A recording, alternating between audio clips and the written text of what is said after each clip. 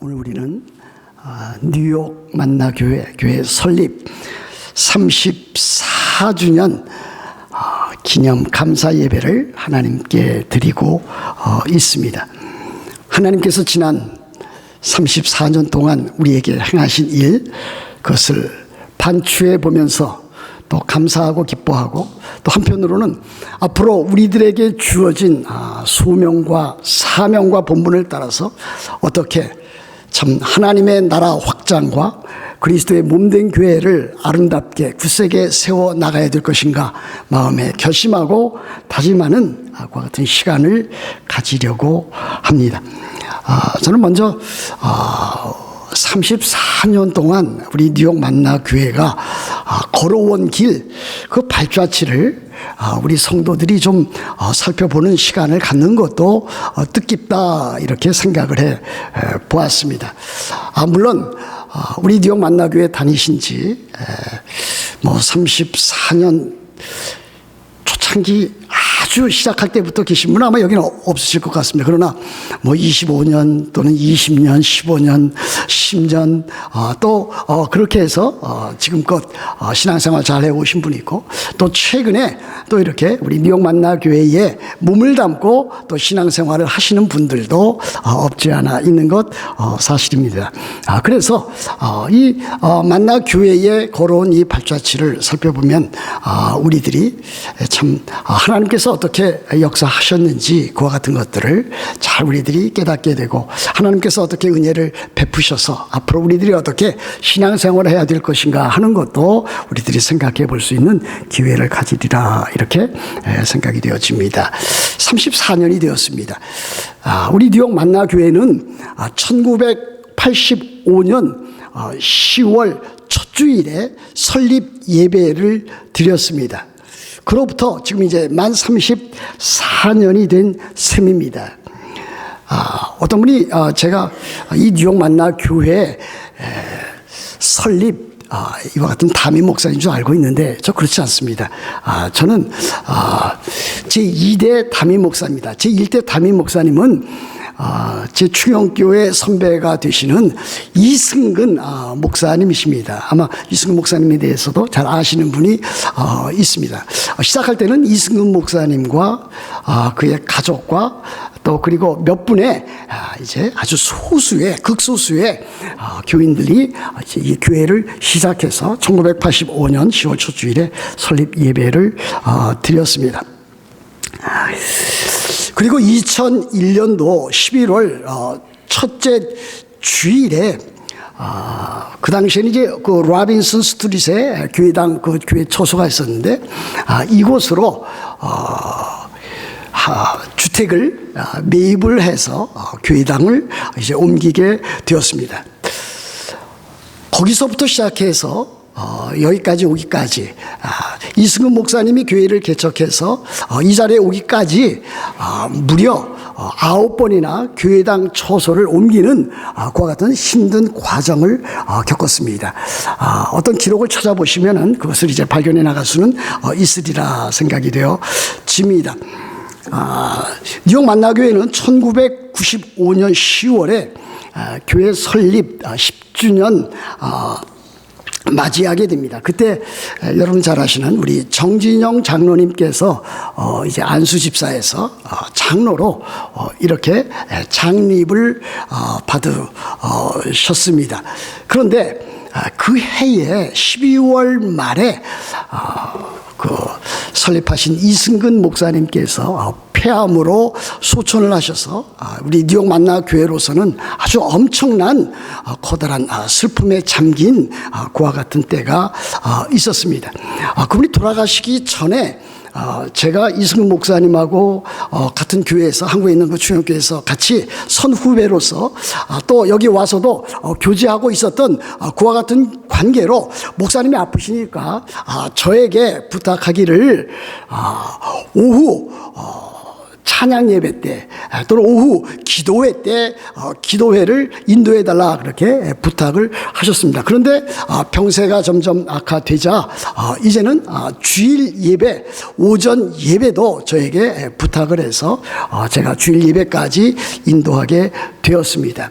12월 달이 되었는데 그때 저는 이제 만나 교회와는 이제 그만 이제 참 도와드리는 사역을 그만하고 제 나름대로 계획을 가지고 다른 일들을 추진하고 있었습니다. 근데 12월 말에 이승근 목사님께서 소천하시는 관계로 이제 교회에서는 뉴욕 만나 교회에서는 청빙위원회를 구성을 했고 청빙위원회에서 제가 이미 이 만나 교회에서 기도회도 인도했고 또 이제 주일 예배도 인도했기 때문에 그 관계 가운데 저를 제2대 담임 목사로 청빙하게 되었습니다. 그래서 그 다음해인 1996년 2월 첫째 주일부터 지금까지 약 한 23년 8개월째 이르기까지 제가 제2대 담임 목사로서 사역을 하고 있습니다.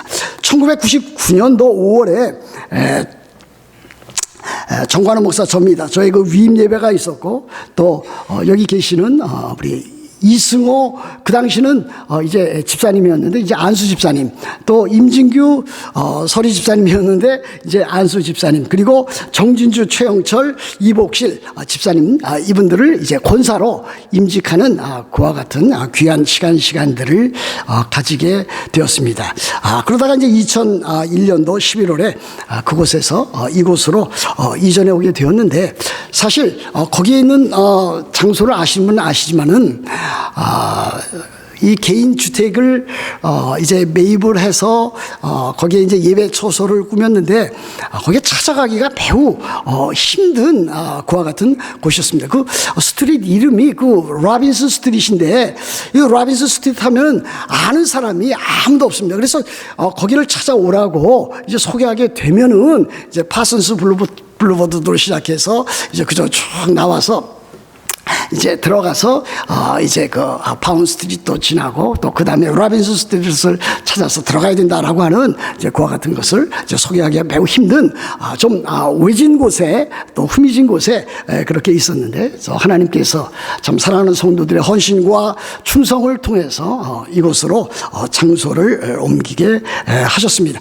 그래서 여기서 수년 동안 있으면서 예배를 하다가 교회당 예배당이 협소하기 때문에 예배당을 좀 증축을 하자, 그런 이제 교인들의 요청이 이제 나오게 되었습니다. 맨 처음에는 교회당 증축하는 것이기 때문에 예산을 잡아도 한 15만 불이면 다 되지 아니할까, 이렇게 해서 그 정도면 우리들이 로운도 없고 또 헌금도 하면은 충분히 그것을 감당하리라 생각이 되었습니다. 그러나 건축하는 동안에 이제 여러 가지 일들이 일어나게 되었습니다. 이제 건축하면서 그 정도 하지 말고 좀 제대로 된 조금 면적이 좀 넓은 그와 같은 예배당, 또 이제 교육관, 친교실을 우리 가져보자. 그렇게 해서 이제 공사가 확대되었는데, 공사가 확대되는 과정 가운데서 이제 이웃 주민들과 이제 상당한 마찰을 이제 겪게 되었습니다. 우리 옆에 있는 그분과 아주 굉장히 우리들이 친한 관계가 되었는데 교회당을 건축하게 되니까 제일 먼저 옆집에 사는 이 이탈리언인데요, 이분이 반대하기를 시작하면서 이분이 자기만 반대하는 것이 아니라 옆에 있는 모든 주민들 그리고 시의원이었던 분들까지 이제 끌어들여서 그 시의원이 우리가 잘 아는 토니 아벨라입니다. 그렇죠? 지금 주 하원 의원을 하고 있나요? 여하튼 정치가로서 이제 많이 이제 발돋움을 하셨는데, 그때는 우리 교회에 가장 커다란 피해를 주셨던 그 같은 분입니다. 근데 또 그분이 정치를 하면서 이제 지한파가 된 거예요. 한인들을 위해서 자기가 그래서 여러 가지로 한인들을 위해서 사역하는 또 그와 같은 모습도 제가 보았습니다. 여하튼 우리는 그분 때문에 이제 엄청난 시련을 겪게 되었습니다. 그러나 우리들이 낙심하지 아니하고 또 기도하고 또 여러분들이 함께 참으로 협력해서 그 3번이나 허가가 취소되었던 그것을 계속적으로 이제 복구시켜 나가면서 또 시의원들과 또 압력 단체들과 또 주민들과 함께 여러 차례 이제 회의를 거쳐서 그들이 원하는 대로 우리들이 참 합의하고 또 협력해서 설계 도면을 확정하고 교회 공사를 시작을 해서 결국은 5년 6개월 만인 2009년도 11월 첫째 주일에 우리들이 교회당 왕궁에서 헌당 예배를 드리게 되었다. 그래서 공사를 시작한 다음에 이 5년 6개월이라고 하는 이 오랜 기간 동안이 우리 뉴욕 만나교회에는 참으로 커다란 시련 기간이었다. 그럼에도 불구하고 제가 이렇게 알기로는 처음에 시작하셨던 그 분들이 쪽지일관에서 참 교회를 떠난 분이 거의 없을 정도로 많은 비용도 또 많은 여러 가지 어려움도 있었지만은 끝까지 참 뉴욕 만나의 교회 교인으로서 자리를 지켜나가고 함께 신앙생활에 나가고 또 교제에 나가는 그와 같은 일들을 계속해 나갔던 것 참 기억이 나게 되는 것입니다. 그래서 교회를 완공한 다음에 어제 그 시절을 보니까 다음 달 11월 첫째 주가 되면은 이제 만나교회 헌당 예배를 드린 지, 그러니까 교회당이 건축이 된 지 이제 만 10년이 되는 이제 그와 같은 때가 이르게 된다라고 하는 것을 이제 보게 됩니다.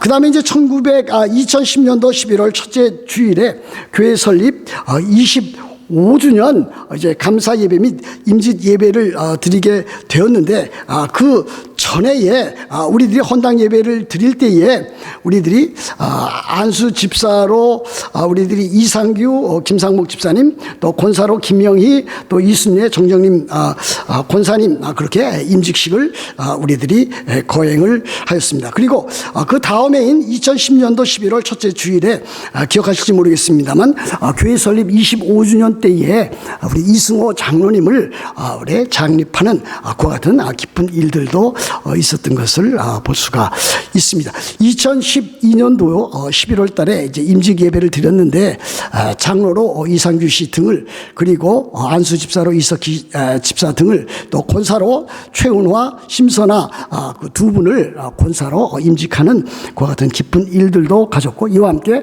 이제 정진영 장로님께서 이제 연세가 조금 이제 70을 넘으시면서 이제 원로 장로로 그렇게 우리들이 임직 예배를 드리면서 은퇴식을 이제 갖기도 하였습니다. 2014년도에는 임직식 순서에 있어서 우리 임병수 권사님이 2014년도에 우리 권사가 이렇게 되셨습니다. 2015년도에는 교회 설립 30주년 감사 예배를 맞이해서 교회 대대적인 바자, 그리고 야외 친교, 또 부흥 사경회, 음악회, 또 기념 문집 등을 발간하는 그와 같은 일들도 가졌습니다. 이와 같은 일들은 어려움 가운데서도 우리들에게 귀한 기쁨과 즐거움을 주었던 그와 같은 교회 사역의 일이었다 볼 수가 있겠습니다. 그러나 교회는 항상 평탄한 길만 있는 것은 아니었습니다. 2014년도 15년도 그때를 전후해서 교회가 커다란 그 내용을 겪게 되었습니다. 그래서 교인들 가운데 참 여러분들이 교회에 어떤 문제를 들고 일어나서 교회 내에 그 갈등과 분쟁이라고 하는 그 어려움을 겪게 되었습니다. 그러나 그것도 하나님의 은혜와 여러 성도들의 기도와 헌신과 화합으로 인해서 잘 극복하고 오늘에 이르게 되었다라고 하는 것 여러분들이 기억하시면 좋겠습니다. 현재 뉴욕 만나 교회는 담임 목사, 부목사, 전도사, 도사, 여전도사입니다. 또 장로, 원로장로, 은퇴장로, 협동장로 이렇게 각 1인씩, 그리고 안수집사 3분, 협동 안수집사 1분, 권사 5분, 또 은퇴 권사 3분, 협동권사 4분, 명예권사 2분, 서리집사 남자 11분, 여자집사 17분, 17분, 그래서 제적이 한 55명가량 이렇게 되어 있습니다. 그래서 오늘 임직 예배를 통해서는 장로 1분과 안수집사 3분, 권사 8분, 명예권사 또 이렇게 2분을 임직하는 큰 기쁨의 시간을 우리들이 갖게 되었습니다. 교회라고 하는 것은 항상 참 하나님의 말씀을 따라서 참 우리들이 한 걸음 한 걸음 전진해 나가야 될 것입니다. 교회가 크든지 작든지 교회가 참으로 어떻게 서가는 것이 바른 교회인가, 바른 개혁교회인가, 바른 참으로 신앙과 바른 교회의 모습을 보이는가 하는 것이 매우 중요하리라 이렇게 생각이 되어집니다. 우리 개혁교회에서는 참된 교회의 표지로서 하나님의 말씀, 곧 설교입니다. 설교의 그와 같은 신실한 선포, 또 성례, 이 세례와 또 성찬에 또 정당한 실시, 또 권징에 또 신실한 그 실시를 통해서 교회가 참으로 바르게 세워질 수 있도록 그렇게 걸음걸음 해나가야 될 것을 우리들에게 보여주고 있습니다. 우리 뉴욕 만나 교회는 교회 표로서 여러분 잘 아시는 대로 삶을 함께 나누며 삶의 변화를 추구하는 진리와 사랑과 선교의 공동체입니다. 또 여러분들이 보시는 대로 2019년도 표로는 한마음 한뜻 한 사랑을 가지고 우리들이 참 신앙 성장과 성숙을 이루는 교회, 또 교육과 훈련에 힘쓰는 교회, 또 복음 전도와 선교에 힘쓰는 교회, 이렇게 해서 우리들이 교회 표로 한 걸음 한 걸음 또 새롭게 전진해 나가고 있습니다. 오늘 이와 같은 말씀을 드리면서 저는 이제 사도행전 2장 42절부터 47절에 있는 이와 같은 본문 말씀을 통해서 이 교회는 어떠한 교회가 되어야 되겠는가? 이 교회는 초대교회, 이 예루살렘 교회처럼 진리와 사랑과 선교의 공동체, 우리 교회의 표처럼 그 같은 교회가 되어야 되겠다. 다시 한번 각오를 가지면서 우리들이 이 말씀을 드려야 된다. 그렇게 생각을 해 보았습니다. 오늘 본문에 나타난 교회는 다름 아닌 초대교회들 가운데서 맨 처음 세워진 예루살렘 교회입니다. 신약시대 신약교회 가운데서 제일 최초의 교회라고 할 수가 있겠습니다. 예수 그리스도께서 십자가에 못 박혀 죽으시고 죽은 자 가운데서 다시 살아나셔서 부활하시고 또 하늘에 오르셔서 하나님 우편에서 성령을 이제 참 부어주셨는데, 오순절 성령 강림 사건으로 말미암아 이제 교회를 탄생하게 하셨는데, 바로 그 교회가 예루살렘 교회였습니다.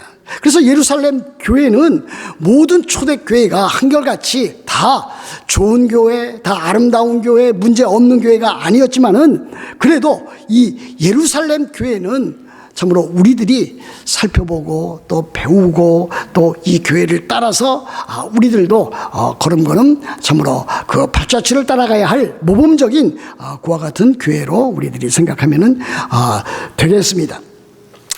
첫 번째, 우리들이 따라가야 할 이 예루살렘 교회는 진리의 공동체였습니다. 그러므로 우리 뉴욕 만나교회도 표대로 진리의 공동체의 모습을 예루살렘 교회처럼 아주 분명하게 또 밝게 선명하게 그것을 이루어 나가야 될 것입니다. 이 예루살렘 교회가 진리의 공동체라고 하는 것은 무엇을 말하고 있는 것입니까? 42절 말씀에 보면은 그것이 분명히 나타나 있습니다. 이 예루살렘 교회 성도들이 그들이 그랬습니다. 그들이 사도의 가르침을 받아 그랬습니다. 예루살렘 교회의 가장 중요한 특징은 여러 가지 다른 많은 일이 있기 전에 사도의 가르침을 받는 진리의 공동체였다라고 하는 사실입니다. 하나님의 말씀인 이 진리, 구약 성경과 신약 성경 또는 사도들의 교훈을 통해서 나타난 그 가르침을 통해서 나타난 그 진리를 참으로 파수하고 그것을 지켜나가고 그것을 전파해 나가는 진리의 공동체만큼 중요한 일은 없다 하겠습니다. 진리의 공동체를 우리들이 이루어 나가기 위해서는 무엇보다도 먼저 하나님의 말씀인 성경을 우리들이 바르게 알고 바르게 배우고 그 말씀을 삶 가운데 적용하고 또 실천에 옮겨 나가는 일들을 해야 될 것입니다. 영국의 유명한 소설가이며 또 시인이며 위대한 그리스도인이었던 월터 스코트 경이 있었습니다. 월터 스코트입니다. 제가 이분에 대해서 알게 된 것은 LA의 그 그레이스 커뮤니티 처치를 목회하고 계시는 존 맥카서 그분 교회를 방문했을 때에 이 이야기를 들었고 또 그분이 참 설교한 내용 가운데 그 테이프를 제가 갖게 되어서 거기에서 이것을 얻게 되었습니다. 이 월터 스코트 경은 이제 우리 지금으로 말하면은 상당히 이제 이른 나이에 이제 소천하셨다 이제 아쉬운 것 같은 건 이제 55세에 소천한 것으로 그렇게 되어 있습니다. 근데 그가 이제 마지막 생을 이제 거두게 될 때에 그의 비서를 불렀습니다. 비서를 불러서 그 비서에게 요청하기를 Bring me the book 그랬습니다. Bring me the book 그 책을 내게 가져다 주게 그랬습니다. 이분은 월터 스코트 경은 소설가고 시인이고 또 많은 장서를 갖고 있었고 또 문인이었기 때문에 이분이 참 비서에게 이야기했을 때 비서는 깜짝 놀라서 박사님 어떤 책을 말씀을 하십니까? 박사님 그 장서에는 수없이 많은 책이 있는데 어떤 책을 갖고 오라고 하십니까? 그랬더니 월터 스코트 경이 The book, the Bible, the only book for a dying man 그렇게 대답을 하였습니다. 그 책, 성경책 말일세 죽어가는 사람에게 있어서 유일한 책, 성경책을 나에게 가져다 주게 그랬습니다. 물론 그 비서가 서가에 꽂혀 있는 그 성경책을 가져다 주었을 것이면 틀림이 없을 것입니다. 성경책은 지금 이제 죽어가는 사람에게 있어서 가장 커다란 가장 중요한 구원을 주는 책이고 또 그 구원을 인해서 참으로 하나님 앞에 나아갈 때 가장 커다란 위로와 격려와 소망을 가질 수 있는 그와 같은 책임에 틀림이 없습니다. 그러나 이 성경책이라고 하는 것은 죽어가는 사람에게만 필요한 책이 아니라 오늘을 살아가는 우리들에게도 가장 소중한 그와 같은 책입니다. 우리들은 이 성경책을 통해서 우리들의 삶과 우리들의 생명과 우리들의 영생에 대해서 참으로 많은 교훈과 위로와 격려를 얻을 수가 있습니다. 그래서 진리의 공동체를 추구해 나가는 교회나 성도는 성경책을 떠나서 그 무엇인가 이룰 수 없습니다. 여러분, 교회라고 해서 다 같은 교회가 아닙니다. 그렇다고 해서 우리 뉴욕 만나 교회가 참으로 뉴욕에서 또 한국에서 세계적으로 가장 좋은 교회라 저는 그렇게 말씀드리는 것은 아닙니다. 그러나 교회가 교회답다라고 하는 것은 참으로 하나님의 말씀, 이 성경을 참으로 최대의 권위로 두고 있는가? 성경의 권위를 인정하고 있는가? 이 성경이 정황부호하신 하나님의 말씀이며 우리들의 신앙과 생활에 유일무이한 법칙인 것을 받아들이고 믿고 그 말씀대로 살아가려고 하는 그와 같은 사람이 있다면 그 사람은 바른 신앙인이고 그와 같은 성도들로 모인 교회라면 그 교회는 바른 교회라 아니할 수 없고 참교회라 아니할 수 없습니다. 그러므로 참으로 우리 교회가 참교회, 바른 교회를 지향해 나가고자 한다면 반드시 하나님의 말씀인 이 성경 중심으로 모든 일들을 해나가야 될 것입니다. 저도 성경적인 설교를 하려고 노력하고 있습니다. 우리 교회에서 성경을 가르치는 우리 박양진 집사님도 성경을 많이 참으로 잘 가르치고 있는 것으로 제가 믿고 있습니다. 청년부 우리 또 조현웅 목사님도 마찬가지일 것입니다. 우리들은 모두 하나님의 말씀을 성도들에게, 교인들에게 참으로 진리를 잘 가르쳐서 하나님의 백성다운 삶을 나타내 보일 수 있도록 그렇게 해야 되리라고 믿습니다. 이 진리의 공동체로서의 이 교회는 하나님의 말씀을 따라서 이제는 바르게 예배하고 바르게 찬양하고 바르게 기도하는 공동체일 것입니다. 2장 42절에 보면 이렇게 되어 있지 않습니까? 그들이 사도의 가르침을 받아 그 다음에 보시면 서로 교제하고 떡을 떼며 오로지 기도하기를 힘쓰니라 그랬습니다. 떡을 떼며 그랬는데 여기서 떡을 떼며라고 하는 것은 그 다음에 46절에서도 떡을 떼며라고 하는 그와 같은 용어가 반복되어져 있습니다. 그러나 앞에 42절에 나온 것과 46절에 나와 있는 떡을 떼면은 이것은 다른 각도에서 우리들이 성경을 이해해야 될 것입니다. 앞에 나와 있는 떡을 떼면은 원어상 또 영어 성경상 보면은 그 떡을 떼며 이렇게 되어 있습니다. 그 떡. 그 떡이라고 하는 것은 무엇입니까?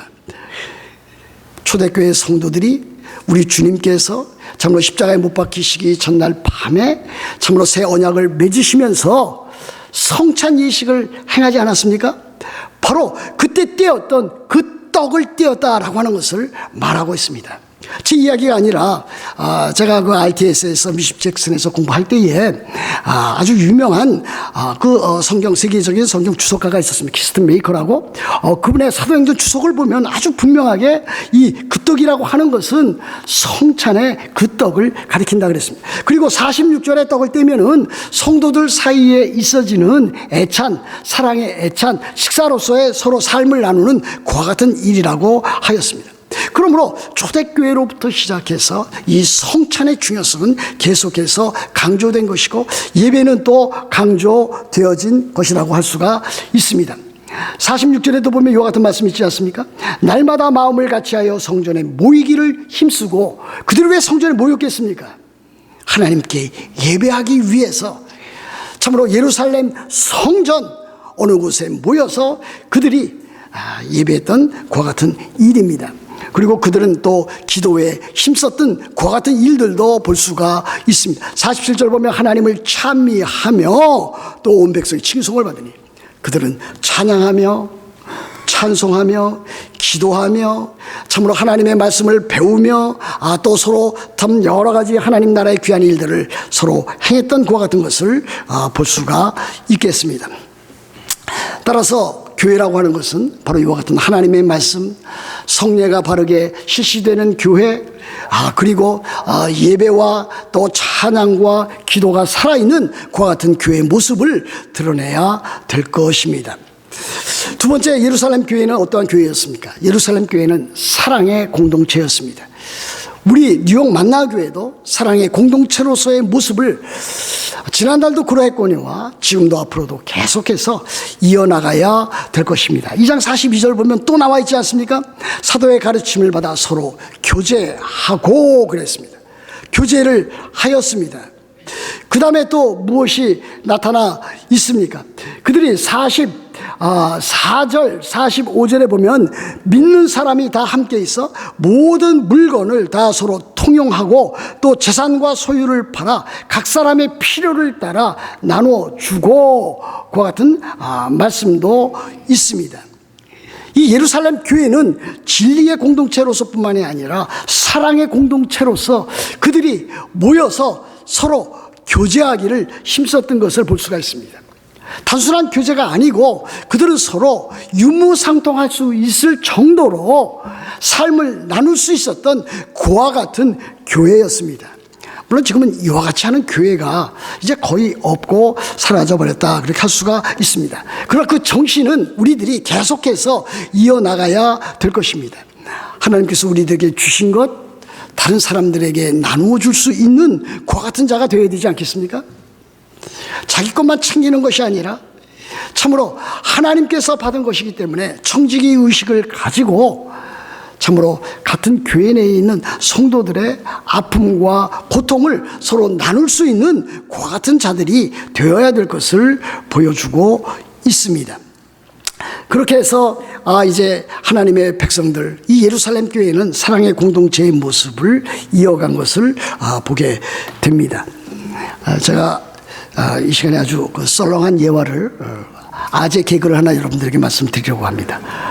저는 뭐 설교 시간에 그걸 잘 하지는 않습니다만은 어떤 목사님이 설교 가운데 이렇게 질문을 했습니다. 세상에서 뭐 여러분 다 알 겁니다. 뭐 아재 개그는 다 아는 거 아닙니까? 아재 개그가 뭔지 모르는 사람도 있습니까? 세상에서 가장 차가운 바다는 어떠한 바다입니까? 물었습니다. 어떠한 바다입니까? 모르시는 분 많으시네요. 썰렁해입니다. 썰렁해. 가장 차가운 바다는 썰렁해라고 합니다. 그러면은 세상에서 가장 따뜻한 바다는 무슨 바다입니까? 목사님이 이제 설교 시간에 성도들에게 물어본 겁니다. 이 세상에서 가장 따뜻한 바다는 무슨 바다입니까? 바다 해자가 들어가면 되겠습니까? 무슨 바다입니까? 사랑해. 사랑해가 가장 따뜻한 바다입니다. 근데 그 설교 가운데 아주 은혜를 받은 한 여자 집사님이 있었습니다. 근데 그 여자 집사님은 이 남편과 관계가 좋지를 않았습니다. 왜 좋지 않았냐면 남자가 너무 무뚝뚝한 거예요.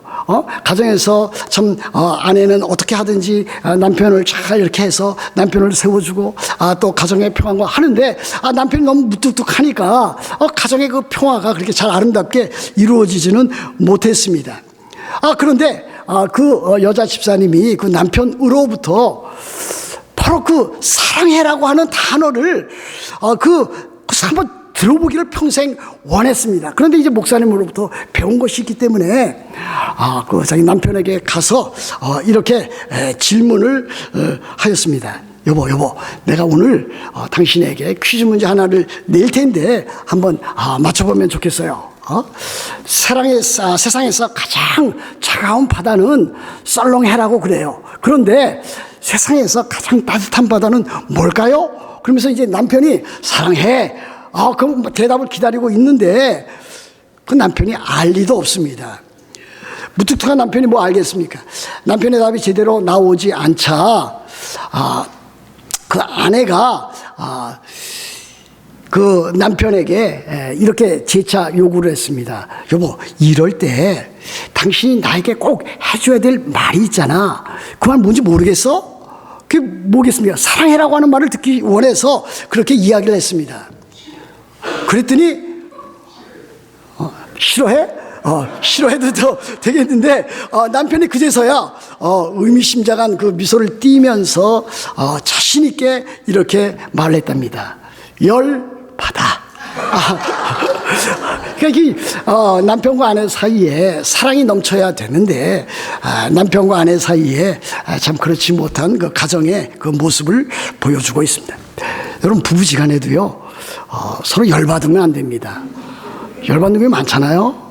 세상 사람은 그렇게 돼야 될지 모르지만은 또 그렇게 되지만은 우리 그리스도인들 가정에서 남편과 아내 또 부모와 자식지간에 열받는 일이 열받아 하는 일이 없도록 그렇게 해야 될 것입니다. 그리스도인의 가정은 또 그리스도인의 모인 이와 같은 교회는 늘 사랑해가 그 주종을 이루어야 될 것입니다. 그래서 44절 45절에 바로 이와 같은 것을 보여주고 있는 거 아닙니까? 믿는 사람이 다 함께 있어 모든 물건을 서로 통용하고 또 재산과 소유를 팔아 각 사람의 필요를 따라 나눠주고, 만일 이렇게 우리들이 살아간다면 우리들은 이 교회가 진리의 공동체뿐만이 아니라 사랑의 공동체로서 참으로 사도 베드로가 참 베드로 전서에서 이야기했듯이 서로 피차 뜨겁게 사랑하는 그와 같은 교회가 될 수 있으리라 그렇게 믿는 것입니다. 또 그뿐 아니라 베드로전서 1장 22절에서 마음으로 뜨겁게 사랑하라고 한 그 같은 베드로의 그 교훈을 따라서 우리들은 그렇게 살아가야 될 것이고, 또 사도 바울도 로마서 12장 15절에서 이렇게 로마 교회 성도들에게 가르쳤습니다. 즐거워하는 자들로 함께 즐거워하고 우는 자들로 함께 울라 그랬습니다. 기쁨을 갖고 있는 사람을 우리들이 대할 때는 함께 기쁨을 나누어야 될 것입니다. 슬픔을 겪고 있는 사람을 만나면은 슬픔을 함께 나눌 수 있어야 될 것입니다. 근데 슬픔을 겪고 있는 사람들 만나면 우리들은 함께 슬픔을 나누기가 우리들 마음에 그 동정심으로 인해서 또 하는데, 다른 사람이 기쁜 일을 만나고 좋은 일을 만나면 사람들의 심성은 그렇지 않습니다. 제가 이렇게 관찰해 보면은 대부분 시기심이 참 발동하는 경우가 많이 있는 것을 또 보게 됩니다. 다른 사람이 참 좋은 일이 있다, 기쁜 일이 있다, 가정에 경사가 있다, 또 여러 가지 일들로 인해서 참으로 그와 같은 좋은 일이 있다면은 그와 함께 기뻐할 수 있는 그와 같은 사람이 참된 그리스도인의 삶을 나누는 사람이라 할 수 있지 않겠습니까? 세 번째, 예루살렘 교회는 선교의 공동체였습니다. 저는 선교라고 하는 말을, 이 용어를 존 스타트를 통해서 아주 폭넓게 배웠습니다. 신학교 들어가서 배웠는데, 존 스타트 그 목사님은 선교를 단순하게 해외에 복음을 전하는 일로만 한정짓지를 않았습니다. 또 복음 전도하는 일로만 거기에 한정을 긋지를 않았습니다. 그분은 복음 전도하는 일, 또 그리고 해외에 복음을 또 전하는 일, 소위 말하는 해외 선교, 그것뿐만이 아니라 참으로 그리스도인으로서 사회에 참여를 해서 참으로 사회에 열악한 처지에 있는 사람들을 구제하고 돕고 참으로 나누어주고 베푸는 일을 선교 가운데 포함을 시켜 놓았습니다. 그것이 바르지 않겠습니까? 우리 그리스도의 삶이라고 하는 것은 바로 그와 같은 것입니다. 아마 이 가운데는 해외 선교에 많은 관심을 갖고 있는 분이 틀림없이 있습니다. 그러나 해외 선교에 관심을 갖고 있지는 못하지만, 실제로 그 일에 참으로 깊이 관여하고 있지는 못하지만은 자기 주변에 있는 사람들에게 복음을 전도하는 일에 아주 깊은 관심을 가지고 만나는 사람들에게 어떻게 하든지 복음을 전해서 그를 그리스도에게로, 또 그를 참으로 교회로 인도해 오려고 참으로 그렇게 열심히 있는 사람이 있습니다. 더 나아가서 어떤 사람들은 참으로 가난하고 불쌍한 사람들 보면은 참으로 마음이 통해서 어떻게 하든지 그를 도와줄 수 있을까, 그와 같은 일들에 관여도 하고 도와주는 그와 같은 사람도 있는 것을 보게 됩니다. 바로 예루살렘 교회는 그와 같은 일들, 참으로 폭넓은 선교하는 교회라고 저는 믿습니다. 47절 하반절에 보면 아주 중요한 말씀 한 구절이 나오고, 주께서 구원받는 사람을 날마다 더하게 하시니라 그랬습니다. 우리 주님께서 구원받는 사람들을 날마다 더하게 하셔서 이 예루살렘 교회가 참으로 시작한 초반부터 성령 충만한 교회예요. 참으로 찬양과 기쁨이 넘치는 교회예요. 또 그들을 통해서 참으로 하나님의 역사, 기적과 이적이 나타나는 그와 같은 교회였는데, 주께서 구원받는 사람을 날마다 더하게 하시니라. 저는 이 말씀을 믿습니다. 그것도 한편 주님께서 구원받는 백성을 날마다 더하게 하셨다면 어떤 과정을 통해서 구원받는 사람을 그렇게 참으로 더하게 하셨겠는가? 이것은 곧 사도들을 통해서, 사도들의 메시지를 통해서, 그리고 예수 그리스도를 믿는 120명의 그와 같은 성도들을 통해서 참으로 복음을 다른 사람들에게 전해서 그들로 하여금 참으로 우리 주 예수 그리스도께 돌아올 수 있도록 하였기 때문에 참으로 신자들의 그와 같은 복음 전도에 대한 열정과 더불어서 이와 같은 일들이 가능한 것이 아닌가, 그렇게 생각해 보았습니다. 여러분, 교회에 여러 가지 사명이 많이 있습니다. 그 가운데 영혼을 구원하는 그와 같은 일보다 중요한 것은 없을 것입니다. 여러분의 생애를 한번 잘 이렇게 살펴보십시오. 과연 여러분들이 얼마만큼 여러분의 생애 가운데 참으로 다른 사람들에게 복음을 전해서 그를 그리스도에게로 또 교회로 인도해 왔는가 한번 생각해 보시기를 바랍니다. 제가 어느 교회에 참 간 적이 있는데, 그 교회에 갔더니 그 친교실에 이렇게 써붙였습니다. 그 교회에서 오신 분이 있는지 모르겠는데, 그 교회 가보시면은 붙여놓은 것이 오늘도 혼자 오셨습니까? 이렇게 붙여놨습니다. 아주 엄청나게 도전을 받은 적이 있습니다.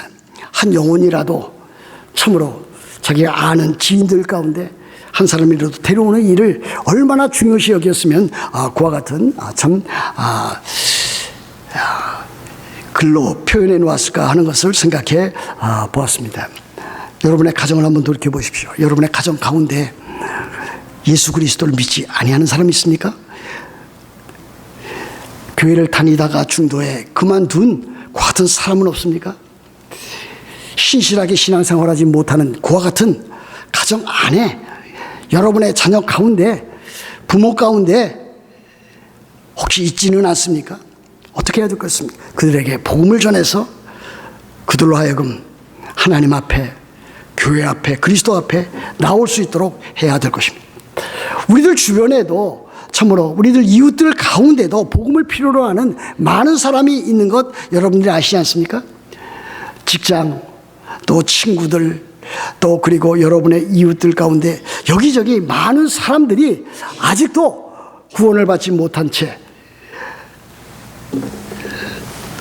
그렇게 세속에 휩쓸려서 살아가는 많은 사람들이 있는 것을 볼 수가 있습니다.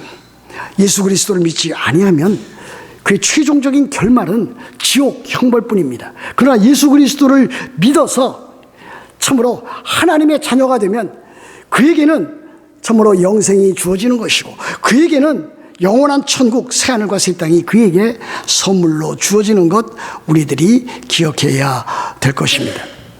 참으로 우리들 주변에는 과거에 신앙생활을 했다가 또는 교회 생활했다가 이제 그만둔 그 같은 사람들이 너무나 많이 있습니다. 저도 그 같은 사람들을 여러 보고 또 이제 듣고 있습니다. 그 같은 사람들을 일컬어서 우리는 가나안 교인이라 그렇게 부르고 있습니다. 그 같은 사람들을 만나게 되면은 여러분들이 교회로 잘 이끌 수 있도록 신앙생활의 모범을 보이면서 그들에게 다시 한번 복음으로 재도전해야 될 줄로 그렇게 믿습니다.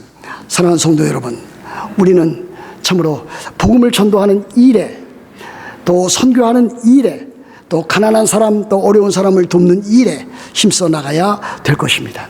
예루살렘 교회가 진리와 사랑과 선교의 공동체가 된 것처럼 우리 교회의 표처럼 우리도 참으로 진리와 사랑과 선교의 공동체가 되어서 하나님 나라의 귀한 일들을 힘껏 잘 감당하는 교회 또 성도들이 되어야 될 줄로 믿습니다. 여러분 다 그렇게 되시기를 우리 주 예수 그리스도의 이름으로 축복합니다.